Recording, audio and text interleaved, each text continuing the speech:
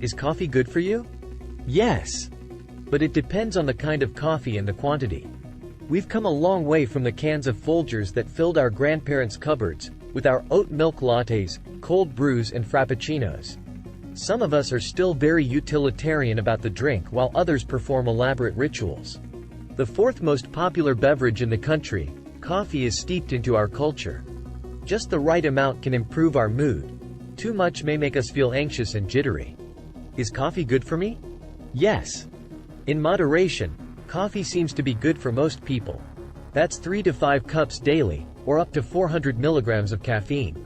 The evidence is pretty consistent that coffee is associated with a lower risk of mortality, said Erica Loftfield, a research fellow at the National Cancer Institute who has studied the beverage. For years, coffee was believed to be a possible carcinogen, but the 2015 dietary guidelines helped to change perception. For the first time, moderate coffee drinking was included as part of a healthy diet. When researchers controlled for lifestyle factors, like how many heavy coffee drinkers also smoked, the data tipped in coffee's favor. A large 2017 review on coffee consumption and human health in the British Medical Journal also found that most of the time, coffee was associated with a benefit, rather than a harm. In examining more than 200 reviews of previous studies, the authors observed that moderate coffee drinkers had less cardiovascular disease and premature death from all causes, including heart attacks and stroke, than those skipping the beverage. In addition, experts say some of the strongest protective effects may be with type 2 diabetes, Parkinson's disease, and liver conditions such as cirrhosis, liver cancer, and chronic liver disease.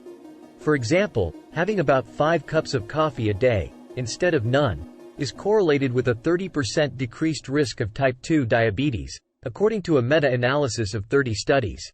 The potential benefit from coffee might be from the polyphenols, which are plant compounds that have antioxidant properties.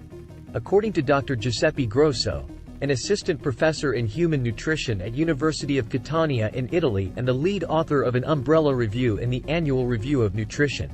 However, coffee isn't for everyone. There are concerns about overconsumption. This is especially true for expecting mothers because the safety of caffeine during pregnancy is unclear.